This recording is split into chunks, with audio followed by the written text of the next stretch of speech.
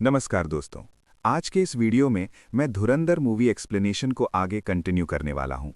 पिछले वीडियो में मैंने मूवी के आधे भाग को बहुत ही डिटेल में एक्सप्लेन किया था दोस्तों। अगर आपने वो वीडियो नहीं देखा है तो डिस्क्रिप्शन में उसका लिंक दिया हुआ है, ज़रूर जाकर देखिए। मैं इस मूवी को रियल स्टोरी से कनेक्शन देते हुए एक्सप्लेन कर रहा हूँ। इस वीडियो में हम देखेंगे कि बाकी के हिस्से में क्या क्या होने वाला है। यहाँ भी मैं हर चीज़ को डिटेल में बताने वाला हूँ दोस्तों, इसलिए वीडियो को बिना मिस किए आखिर तक ज़रूर देखिए। और अगर आपने अभी तक चैनल को सब्सक्राइब नहीं किया है तो प्लीज़ चैनल को सब्सक्राइब कर लीजिए, साथ ही नोटिफिकेशन बेल आइकन को भी ऑन कर दीजिए और वीडियो को लाइक भी ज़रूर कीजिए दोस्तों।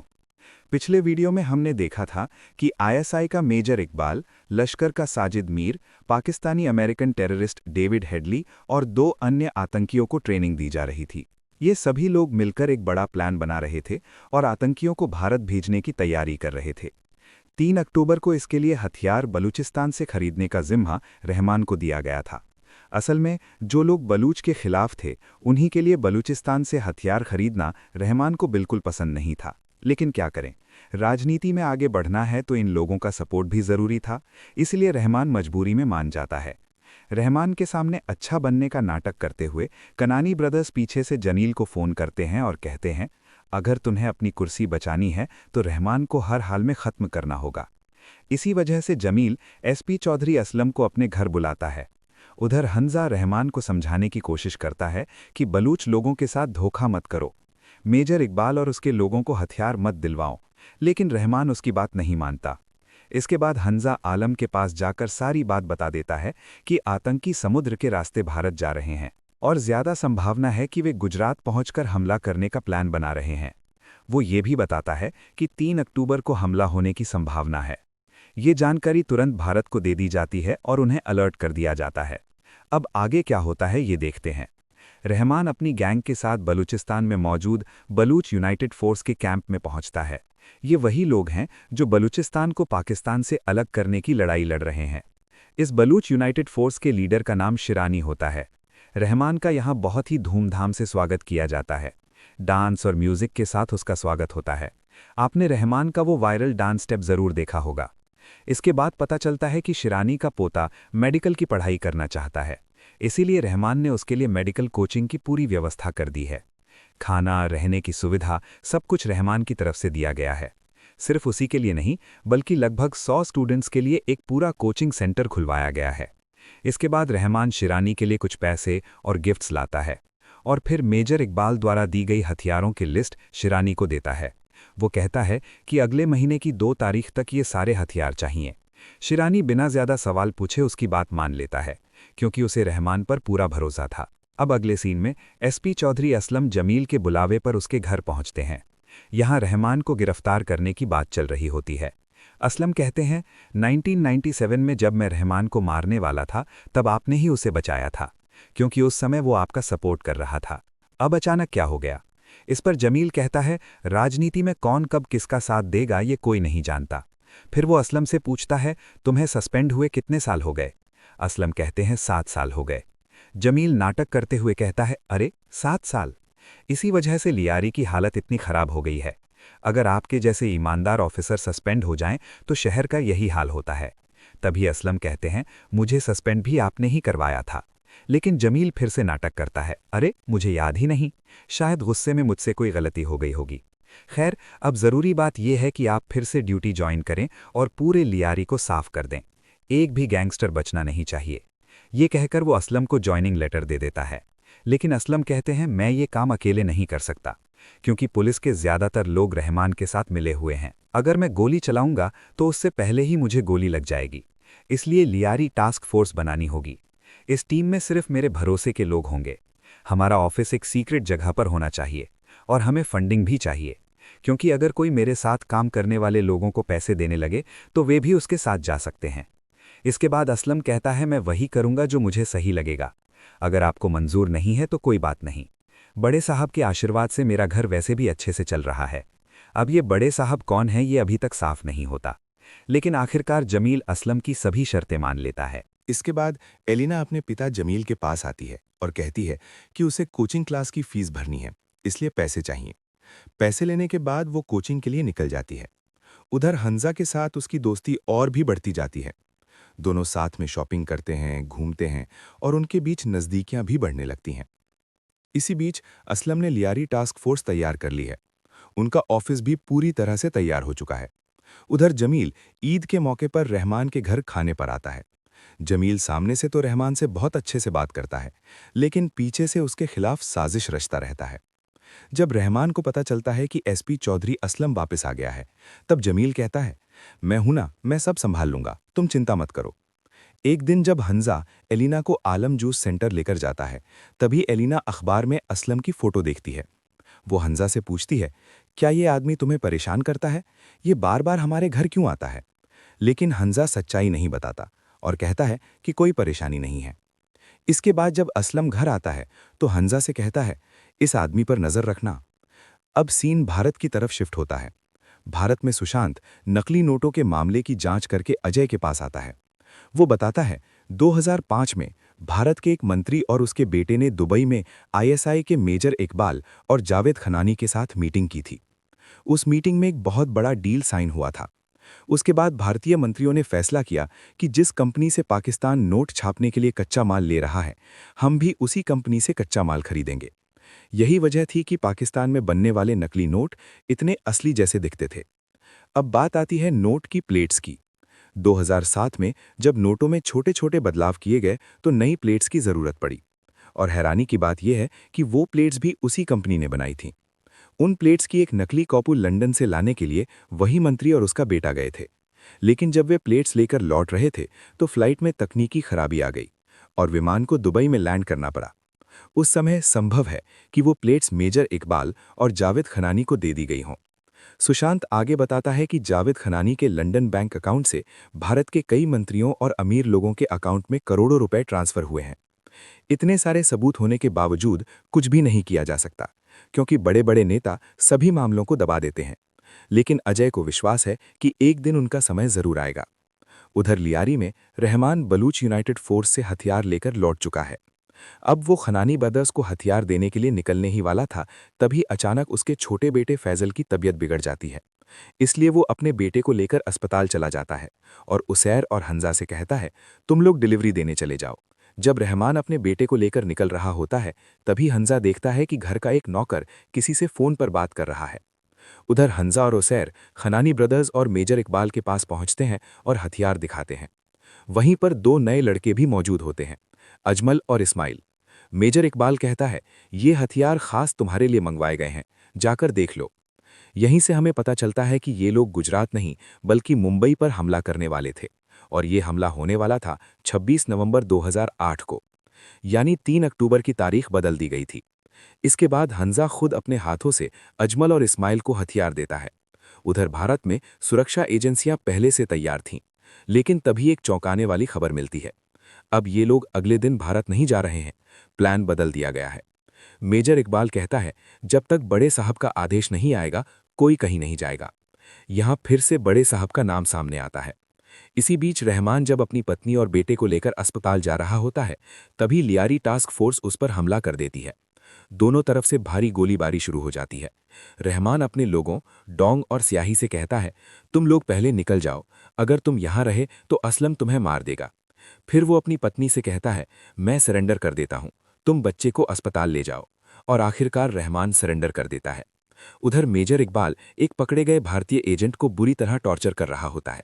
उसके शरीर और चेहरे में हुक लगाकर उसे बेरहमी से यातना दी जाती है, लेकिन फिर भी वो एजेंट किसी दूसरे अंडरकवर एजेंट का नाम नहीं बताता। Major Iqbal bleed India with 1000 cuts वाले विचार से प्रेरित होकर उसे बेरहमी से मारता रहता है, लेकिन एजेंट आखिरी दम तक कोई राज नहीं खोलता। उधर हंजा अंदर ही अंदर गुस्से से जल रहा होता है, लेकिन कुछ कर नहीं पाता। इसके बाद कहानी और ज्यादा खतरनाक मोड़ लेती है, जब मुंबई अटैक की शुरुआत होती है और सभी लोग उसे टीवी पर लाइव देखते हैं।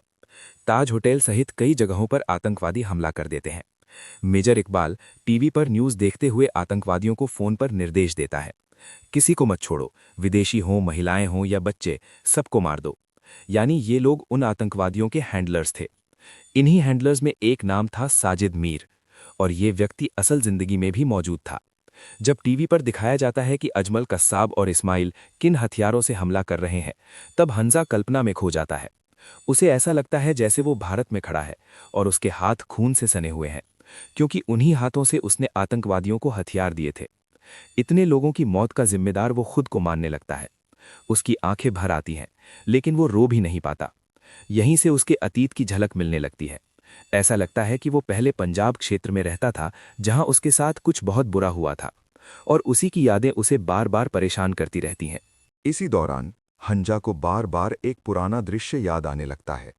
उसे दिखाई देता है कि एक महिला रो रही है और कुछ लोग मिलकर एक आदमी को फांसी देकर मार रहे हैं। ये सब आखिर क्या है और क्यों दिखाया जा रहा है, ये हमें धुरंधर पार्ट 2 देखने पर ही पता चलेगा दोस्तों। अब इस हमले की बात करें तो इस मुंबई अटैक में कुल 166 लोग मारे गए थे। इनमें ड्यूटी पर मौजूद 18 पुलिस अधिकारी भी शामिल थे, जिनमें मेजर संदीप उन्नीकृष्णन, हेमंत करकरे, विजय सालस्कर और अशोक कामटे जैसे बहादुर अधिकारी अपनी जान गंवा बैठे। इसके अलावा 300 से ज्यादा लोग घायल हुए थे। इस हमले में 9 आतंकवादियों को मार दिया गया और एक आतंकी अजमल कसाब को जिंदा पकड़ लिया गया, जिसे बाद में 2012 में फांसी दे दी गई। अब यहाँ एक बहुत ही मशहूर और इंटरनेट पर वायरल हुआ सीन आता है। इस सीन में हैंडलर्स और आतंकियों के बीच हुई असली रिकॉर्डिंग चलाई जाती है। ये वही ऑडियो था जिसे आतंकियों की कॉल इंटरसेप्ट करके रिकॉर्ड किया गया था। एक हैंडलर आतंकियों से कहता है, डरो मत, आराम से अपना काम पूरा करो। अगर गोली भी लग जाए तो समझो तुम जीत गए, स्वर्ग में तुम्हारा इंतजार हो रहा है।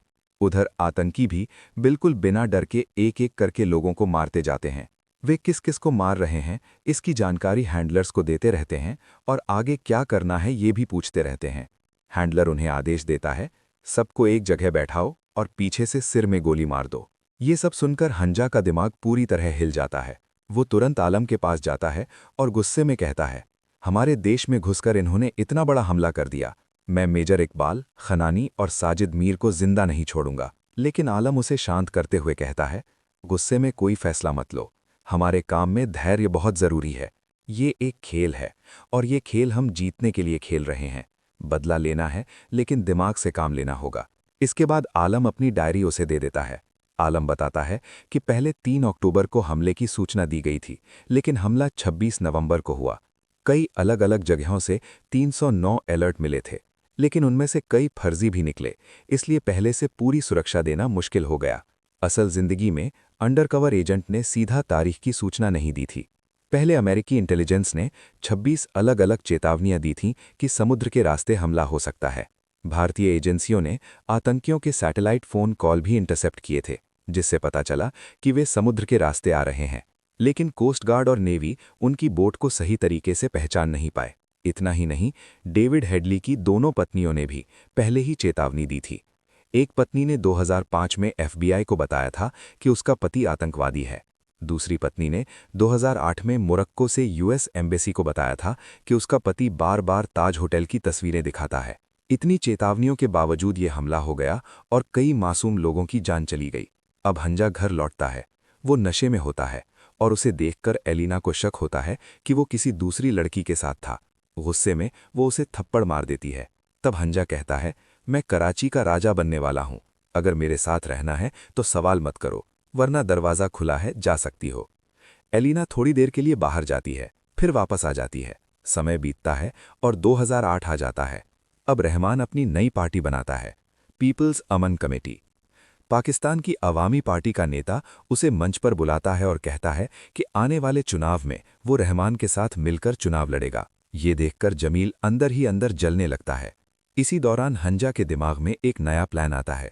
वो एलिना से कहता है, कल अपने पिता को हमारे घर बुलाओ। अगले दिन जब जमील आता है तो हंजा उसे समझाता है, आप रहमान और असलम जैसे लोगों पर भरोसा कर रहे हैं, लेकिन एक दिन यही लोग आपकी जगह छीन सकते हैं। अगर आपको अपनी कुर्सी बचानी है तो किसी भरोसेमंद इंसान के साथ हाथ मिलाना होगा, और वो आपका अपना परिवार होना चाहिए। ये सुनकर जमील समझ जाता है कि हंजा उसकी बेटी एलिना से शादी करना चाहता है। कुछ दिनों बाद दोनों की शादी हो जाती है। शादी में रहमान, इकबाल, खनानी और साजिद मीर सभी मौजूद होते हैं। इसी दौरान ये लोग एक और हमले की योजना बनाते हैं। वे कहते हैं कि 15 अगस्त को अमृतसर में हमला किया जाएगा और इस बार हथियार सप्लाई करने की जिम्मेदारी फिर से रहमान लेता है। अब हंजा अपनी डायरी में डेथ नोट की तरह रहमान का नाम लिखता है। मतलब अब अगला शिकार रहमान होने वाला है। आखिरकार 9 अगस्त का दिन आ जाता है। हंजा, जमील और असलम तीनों मिलकर रहमान को जंगल वाले रास्ते में मारने की योजना बनाते हैं। रास्ते में तीनों के बीच जबरदस्त लड़ाई होती है, गोलीबारी होती है, ग्रेनेड फटते हैं और कई लोग मारे जाते हैं। आखिर में रहमान गंभीर रूप से घायल हो जाता है। हंजा उसे अस्पताल ले जाता है, लेकिन स्ट्रेचर पर ही रहमान की मौत हो जाती है। रहमान की मौत के बाद भी हंजा को ऐसा लगता है जैसे रहमान उठकर उसके सामने खड़ा हो गया हो। ये दृश्य हमें विलियम शेक्सपियर के प्रसिद्ध नाटक जूलियस सीजर की याद दिलाता है। जैसे ब्रूटस ने अपने दोस्त सीजर को धोखा दिया था, वैसे ही हंजा को भी अपने किए पर पछतावा होने लगता है। अब कहानी एक बड़ा मोड़ लेती है। हमें पता चलता है कि हंजा का असली नाम जसकीरत सिंह रंगी है और वो दरअसल भारत का अंडरकवर एजेंट है। ऑपरेशन धुरंधर के तहत उसे पाकिस्तान के अंडरवर्ल्ड में भेजा गया था, ताकि आतंकवादियों और गैंगस्टर्स के नेटवर्क की अंदर से जानकारी मिल सके। अब हंजा अपनी डायरी में अगले टारगेट के नाम लिखता है: मेजर इकबाल, जावेद खनानी, साजिद मीर, अब्दुल बटावी, आजम चीमा और सबसे आखिर में बड़े साहब। लेकिन बड़े साहब कौन हैं, ये अभी भी एक रहस्य बना हुआ है। यहीं पर धुरंधर पार्ट 1 खत्म होता है और अंत में पार्ट 2 का छोटा सा टीजर दिखाया जाता है, जिसमें हंजा यानी जसकीरत सिंह रंगी की पूरी बैक स्टोरी दिखाई जाएगी। साथ ही वो कैसे एक एक करके अपने दुश्मनों को खत्म करता है, ये भी दिखाया जाएगा। दोस्तों, ये वीडियो आपको कैसा लगा कमेंट करके ज़रूर बताइए। अगर वीडियो पसंद आया हो तो लाइक ज़रूर करें और चैनल को सब्सक्राइब करके नोटिफिकेशन बेल भी ऑन कर लें। इसी तरह के और शानदार वीडियो के साथ मैं आपसे फिर मिलूंगा।